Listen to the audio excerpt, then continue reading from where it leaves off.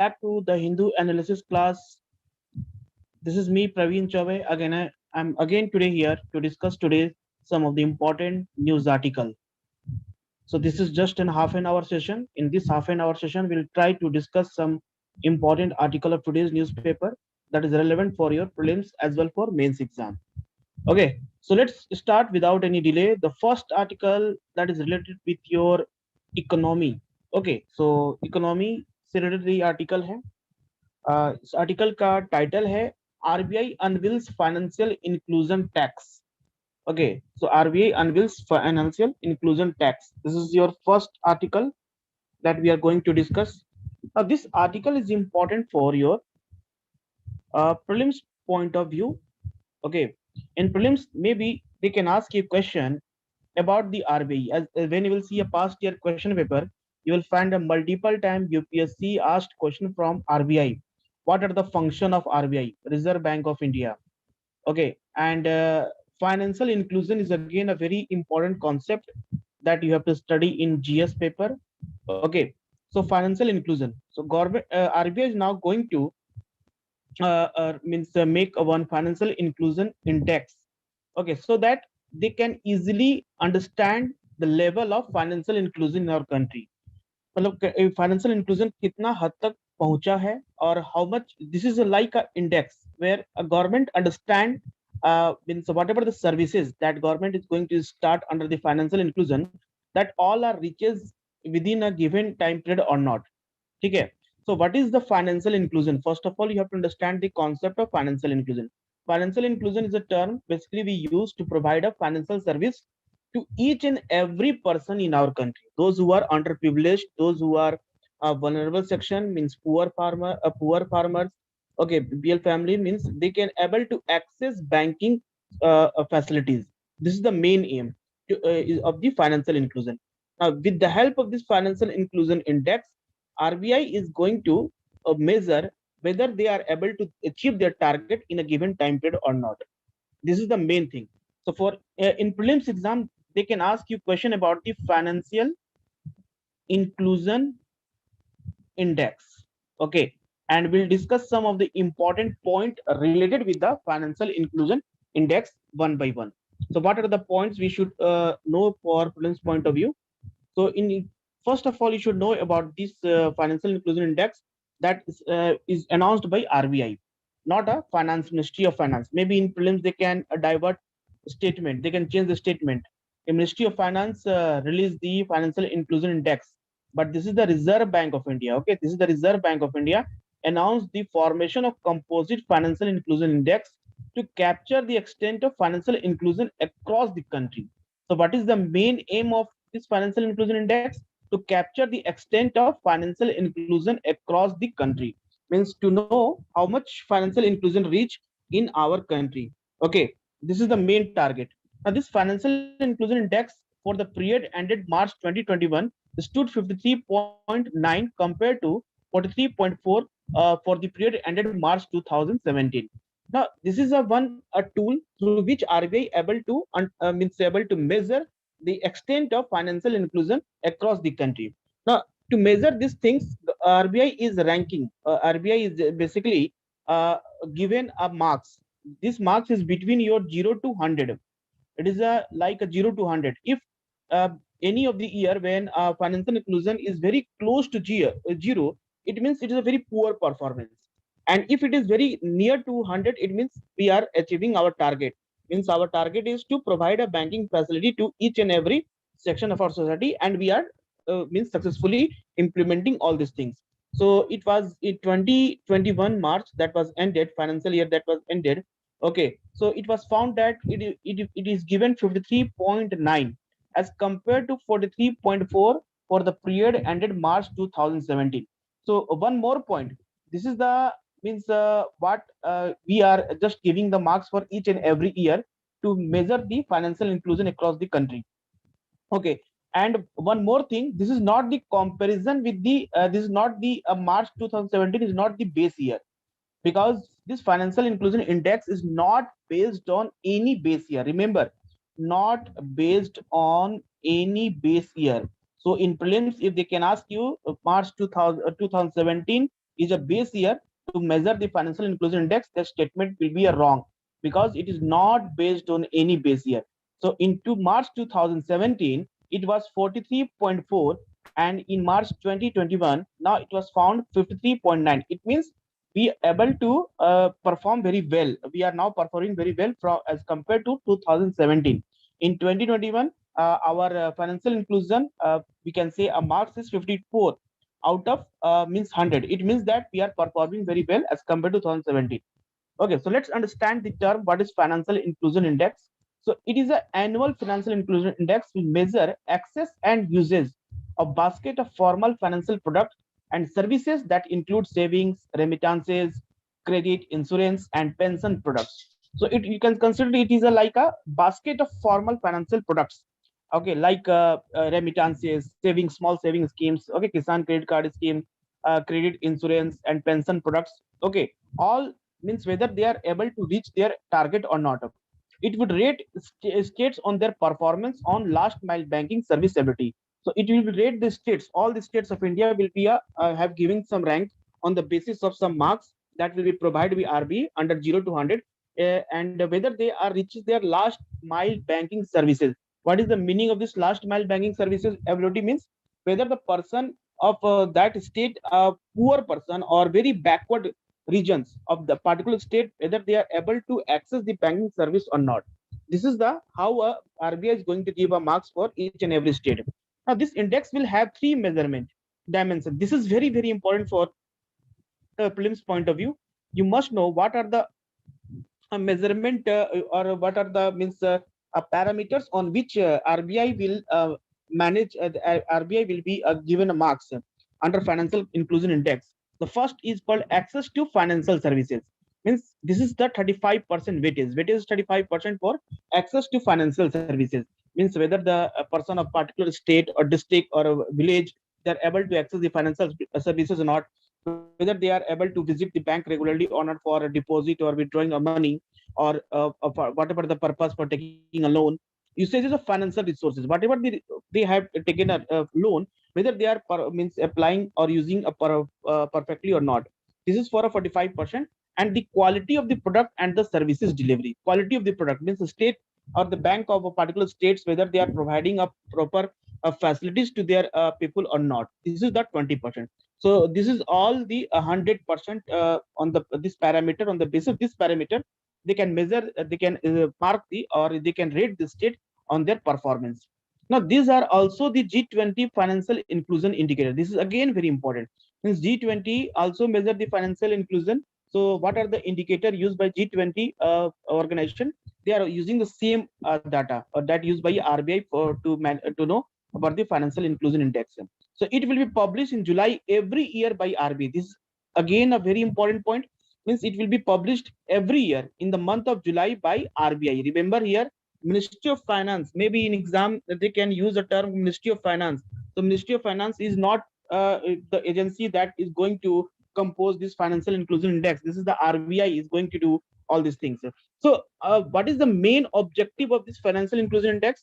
Because our government target is provide a banking services to each and every person. Each and every person in our country, they can able to access the banking services. That's why government was opened, means had launched one scheme called Pradhan Mantri Jan Dhan Yojana. You have to remember the Pradhan Mantri Jan Dhan Yojana. So what is the objective of Pradhan Mantri Jan Dhan Yojana?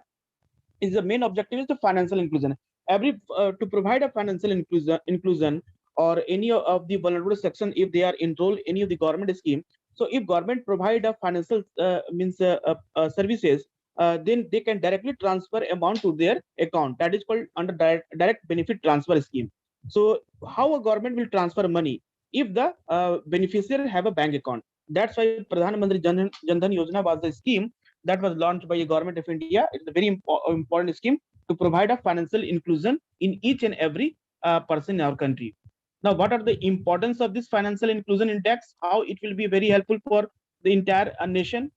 It provide information on the level of financial inclusion. So government will understand how a financial inclusion means whatever the scheme that launched by the government of India for providing a financial services to each and every section of our society, whether they are implemented perfectly or not. And what are the ranking of the states? Which state is performing very well? In which states financial services are quality financial services are very good? And which states there is a problem? Means there is a loopholes while they're not able to provide a good services to their people. So these are the things that government will be understand with the help of financial inclusion index. It the second important thing is it measures financial service for use of internal policy making. Okay, for internal policy making, government whenever government is going to under the fiscal policy program or when a new budget will be announced, so government have must have a data that how much money they should be allocated for a particular services or which state should require a more financial services so that infrastructure development, construction of bank, okay, in their village area, so that people of particular states or tribal peoples can able to access the banking services. So it will help for a financial services that will use for a internal policy making. Okay, it can be used directly as a composite measures in development indicator. It is also used for a development indicator of the entire country, or maybe development indicator to know the performance of each and every state. Okay, and whether the RBI's guideline is implemented by the commercial bank properly or not. So this is considered as a development indicator. So it enables fulfillment of the G20 financial inclusion indicator requirement also. The G20, all the G20 countries in the group of 20 countries have also the financial inclusion indicator requirements, means how their countries are performing in fiscal policy, monetary policy, that can also be will be understandable with the help of this index. It will also facilitate the researchers to study the impact of financial inclusion and other macroeconomic variables. This is the macroeconomics in a country's level.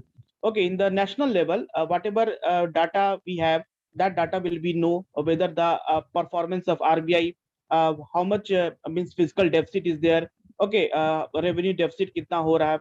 So banking facility, agriculture credit, whether the farmer is able to get the loan from the bank or not. So all this data be able to know with the help of this financial inclusion index. Okay, so this is very important for your exam point of view. In exam, maybe they can ask you a question from the financial inclusion index. Okay, now, second important news here is the article that is related with your environment. You can relate this article with the environment where Odisha plan Odyssey to wild cattle island. This is the first time you are going to hear the word that is wild cattle island. Okay, it is very unique name because this cattle is a word we use for a unique animals, domesticated animals. So how this wild cattle? What is the meaning of this wild cattle? And how this will be become a one tourist attraction, because in every home we see a cattle. In village, when you visit a village, you will see a cattle are everywhere, you will see. But how this cattle will be considered as a one part of tourist activity, one part of sightseeing for the tourism, those who will visit it. So Odisha is basically planning. Odyssey is the name of the island. Okay, Odyssey is the name of the island, and this will be considered as a one ecotourism. To promote ecotourism, Odisha plan Odyssey to wild cattle island. Okay, and this island is also important because it is the part of your Hiraku Dam. Hiraku Dam. Okay, Hiraku Dam. Hirakud. Here he has mentioned about the Hirakud cruise. Hirakud cruise is the name of the ship that tourists use for visiting, seeing these all animals. Now, these cattle animals, these wild cattle are those cattle which are living in, we can say, in forest. And these cattle are very shy type. Okay, they are whenever they will see a human being, now they are able to shy, they can run away. Okay, so this is the one important characteristic of this cattle. That's why here, Odisha government is planning to promote ecotourism in this state because of this cattle island. Now let's understand the entire article, what entire article and what are the important points is important for exam point of view. Now, Odisha Forest and Environmental Department is starting ecotourism package. Okay, it is called ecotourism packages for tourists to island inside the Hirakud Reservoir. Now, here important to understand the Hirakud Reservoirs के बारे में जानना भी है. Now, what is Cattle Island? So, Cattle Islands are one of three islands in Hirakud Reservoir. Remember, where is this Cattle Island? It is one of the three islands in the Hirakud Reservoirs, has been selected as a sightseeing destination. Basically, this will be used for a promote ecotourism in our country. Along with the Odisha. Now, what is the all concept about the Cattle Island?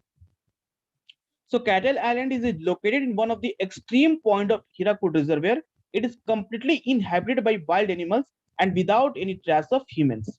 Okay, so this no human beings are living here. That's why these cattle are living in this area. So they are not able, they never interact with the human beings. So whenever they see a humans, they means run away. This is the one characteristic of this cattle. So it is a near a Kumar Band village in Bel Pahad or Banhar Pali range, which is about 90 kilometers to Sambalpur, Odisha. So remember the location, Cattle Island is in Odisha. So in exam again they can ask you a question. Recently, Cattle Island is considered is promoted as the ecotourism. It is present in which of the following states? ऐसा भी question एक short can say straight forward question में पूछा जा सकता है. So the island is submerged hill, and before the construction of Hiraku Dam, it was developed village. Okay, so Hiraku Dam, when it was constructed, the government was very much concerned about the people of that areas. So they people of that area means they convinced them that they have to left this area because this dam is a very heavy dam. So any in future maybe a disaster will be happen, so nobody will be survive. That's why they all people of that village are left entire village, and the whatever the cattle they all are they remain there. So that's why these cattle are still present there, and they are not interact with any human beings. That's why this is considered as a one cattle island. Okay, so during a resettlement period, villagers left some of their cattle behind. Okay, when they left their village, so settlement time, they left their, some of the cattle behind. When the dam construction was over, the cattle settled on the hilltop. Okay, as the area started to submerge following the dam's construction, the cattle moved up to Bhuja Pahad, an elevated place in Jarsuga district, subsequently named the cattle land. So how this the cattle land name is was because this was the farmers who left there some of the cattle, and once this means place was submerged because of the dam's construction, now they again moved to a higher hilly areas, and now this higher hilly area is called a Bhuja Pahad. Okay, an elevated place in Jarsogoda district. This place is called a cattle island. Now, in this case, you have to know what is Hirakud Dam. Okay, so Hirakud Dam, it establishment के बारे में पढ़ लेते हैं. It is a Hirakud Dam is a multi-purpose scheme conceived by the engineer M. Visvesvaraya in 1937. Very important. After recurrence of the devastating flood in Mahanadi River. So remember, Hirakud Dam किसके ऊपर बनाया गया? Which river? This is called a Mahanadi River. It is its first hydropower was commissioned in 1956. It is the longest dam of India. These are some important keyword regarding a Hirakud Dam. They can ask you question in exam which of the following statement is correct regarding a Hirakud Dam. Okay. Now in map you see this is the Hirakud Dam, which is located very over the Mahanadi River. Okay, so one key important point here is Hirakud Dam is constructed over the Mahanadi River. This is the map of Odisha state, and this Mahanadi River is directly drained into a Bay of Bengal. Okay, directly drained into Bay of Bengal. Okay. Now location is very important of this Hirakud Dam. Location in when the dam is built across River Mahanadi at about 15 kilometers upstream of Sambalpur town of Odisha.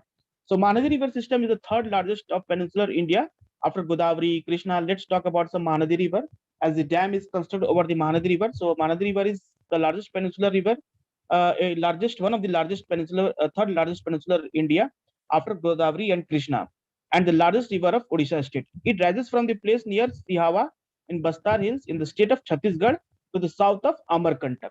So remember, Amarkantak have one hill called Amarkantak is one of the Maikal Hills. This is present in Maikal Hills, part of the Satpura range, where three rivers are originate from the Maikal Hills, and from Amarkantak, basically rivers originate called Son River, Narmada River, and Mahanadi River. So Son River is tributary of your Ganga River. Narmada River, that is flow in Rift Valley and drain into the Arabian Sea, and another river is called Mahanadi River. So this type of drainage pattern is called a radial drainage pattern. In geography, basically we call as radial drainage pattern, from where a mound is present in the center, and from the center multiple rivers are originate and they flow different directions. Okay. Now the catchment area of this river extends from Chhattisgarh, Madhya Pradesh, Odisha, Jharkhand, and Maharashtra. Now, important wildlife sanctuary. So, Debrigarh Wildlife Sanctuary is located near the Hirakud Dam. Very important for your plains point of view. Okay, and it is bounded on the east and north by the huge Hirakud Reservoir. Okay, so it is one of the select few sanctuaries in the state supporting both terrestrial and aquatic biodiversity. So see, in each and every part that is given, we talk about the Hiraku Dam, we talk about the Cattle Island. So Cattle Island is the part of Hirakud Reservoir. Where is Hirakud Reservoir? Hirakud Dam. You should know something about Hirakud Dam. Hirakud is constructed on Mahanadi River. You should know something about the Mahanadi River. Then what are the wildlife sanctuaries are located, protected? Because when you will see the past year question paper, you will find that UPSC had means the way of the asking question is like means multiple type of concept is required in a one news article. So this is how you should prepare. So you are preparing for a environment, at the same time you will also have a geography, you will also have a some historical things that will help you to understand entire concept. Okay, so this news is important for prelims point of view. Next important news is here is Hindustan Aeronautics Limited signed a deal with the GE Aviation for LCA Tejas. Okay, so LCA Tejas is very important fighter jet plane in our country. It is indigenously based, okay, indigenously built in our country without any support of foreign country. So GE Aviation is the US company, okay, and Hindustan Aeronautics Limited, okay, Hindustan Electronic Limited means signed a deal with GE Aviation to for LCA Tejas, light combat aircraft Tejas. Okay, and the name of this is called a light combat aircraft MK1A. Okay, now let's talk about some important point about this news is, so Hindustan Aeronautics Limited on Tuesday signed a $716 million deal with GE Aviation of the US for 99 F404 aircraft engines and supported services that will power the indigenous Tejas light combat aircraft MK1A. Okay, so in February, the Defense Ministry has signed the 48,000 crore deal with the Hindustan Aeronautics Limited to supply 83 LCA Mk1A to Indian Air Force. Now, for prelims point of view, you must know what is this LCA Mk1A. It is LCA stand for Light Combat Aircraft Mk1A. It is a variant, is an indigenously built, designed, developed, and manufactured state-of-the-art modern fourth plus generation fighter aircraft. So what is this? It is called a fighter aircraft. Now Tejas LCA Mk1A will be superior over previous variant of LCA Tejas in terms of avionics, performance, and weapons capability. Now this is a more advanced version of your previous LCS Tejas. Okay, that's why its name is Mk1A. And the name of this Tejas is LCA Mk1A. Now, this aircraft is equipped with critical operational capabilities of active electronically scanned array, radar, beyond visual range, okay, missile electronic warfare, suit, and air-to-air refueling. These are the some important, you can say that capabilities of the new LCA or new Tejas. Okay, so in prelims exam, they can ask you a question about the LCA Mk1A and how it is advanced as compared to our means previous one LCA Tejas. So LCA Tejas MK1 will be flexible enough for hardware and software integration that would be required to fire different types of beyond visual range, which are available in the inventory of the Indian Air Force. Okay, this is the important beyond visual range. So the range is very high. Okay, it is also not visible from the, it will not come under the radar of enemies helicopter, enemies plane. Okay, it is the first by Indian indigenously designed, developed, and manufactured category procurement of combat aircraft with the indigenous content of 50%, which will progressively reach to 60% by the end of the program. So government is planning to DRDO is planning to entire manufacturing of this product from technology that we can utilize in India, okay, without taking help from any other country. Okay, so this all three important news article. We talked about the financial inclusion index. Second one is about the cattle island, and third one is about your LCS Tejas. Okay, MK1A. So all three are important for your exam point of view. You must revise it before going to write your prelims exam. Okay, so I hope this session is helpful for you. We'll meet you again tomorrow with a tomorrow newspaper analysis. Okay, thank you. Good night.